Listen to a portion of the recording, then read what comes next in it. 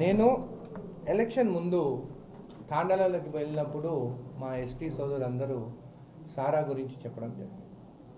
గత 2 నెలల నుండి దానిపైన రీసెర్చ్ చేసి, అంటే ఉంటే కాదు, దాంట్లో అసలు ఇప్ప పువ్వు అంటే ఏంది, అసలు సారా వాళ్ళు ఎట్లా తయారు చేస్తారనే దానిపైన ఒక రీసెర్చ్ చేసిన తర్వాతనే నేను దాని గురించి నేను మాట్లాడిన. అది కూడా నేను మాట్లాడిన ఓన్లీ 1 పాయింట్, కానీ టీవీలలో మాత్రము చాలా వేస్తున్నారు, ఇట్లా సారా షాప్లో ఓపెన్ చేయాలి, సారా అమ్మాలి ముందులాగా అని చెప్పి. నేను ఎప్పుడు అట్లా మాట్లాడలేదు.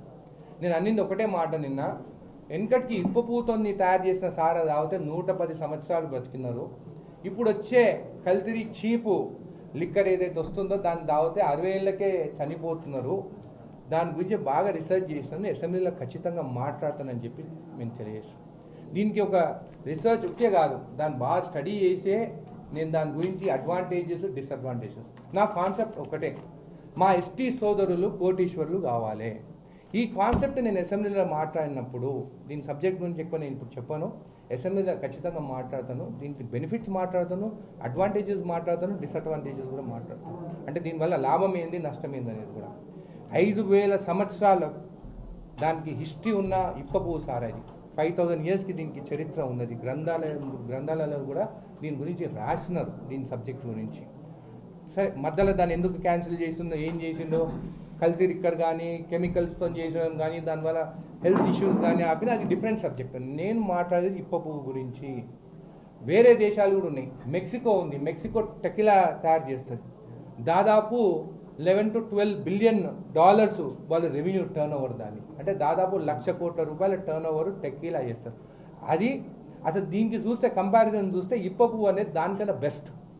జపాన్లో చూస్తే షేక్ అని చెప్పేసి వాళ్ళు ఒక డ్రింక్ తయారు చేస్తారు. అది వాళ్ళ డ్రింక్, వాళ్ళు తయారు చేసే డ్రింక్.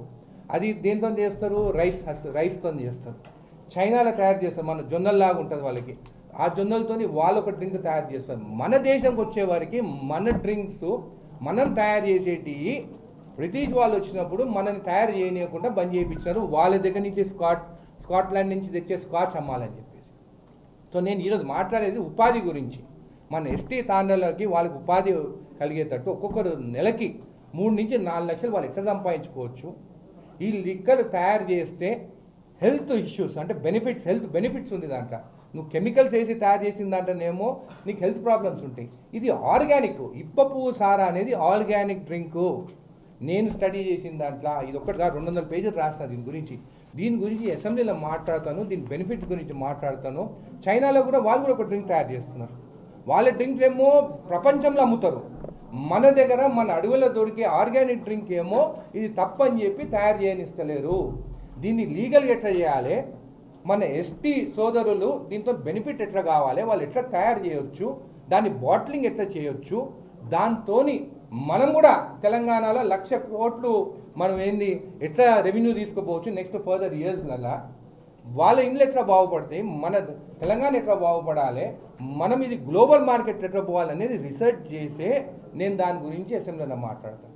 అరే టీవీలలో బాలకృష్ణ మూవీలలో అరే మామ పెగ్గులా అంటేనేమో డ్యాన్సులు వేస్తారు.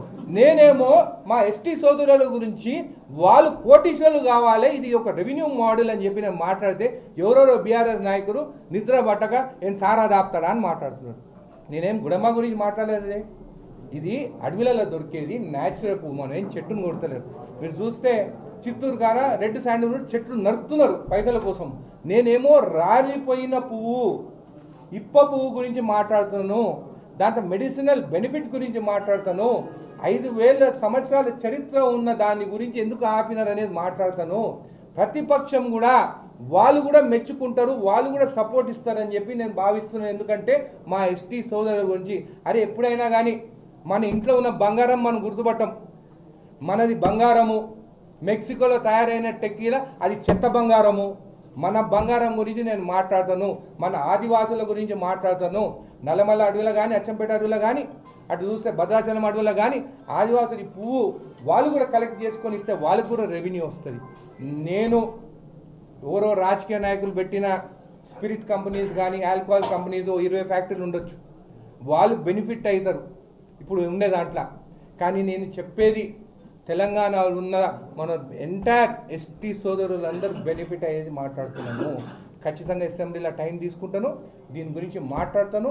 ఇది ఎట్లా ముందుకు పోతే మొత్తం మన ఎస్టీ సోదరులు ఎట్లా బాగుపడతారు అనేది నేను అసెంబ్లీలో మాట్లాడతాను. అంటే ఇది ప్రభుత్వ ఆలోచన, పార్టీ ఆలోచన లేదా మీ వ్యక్తిగత ఆలోచన?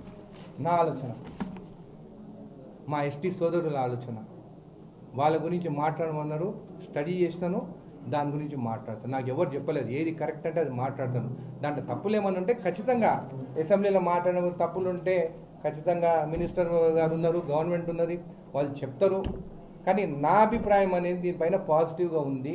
ఆ పాజిటివ్ అనేది మీ అందరి ముందు పెడతానని తెలియజేస్తాను.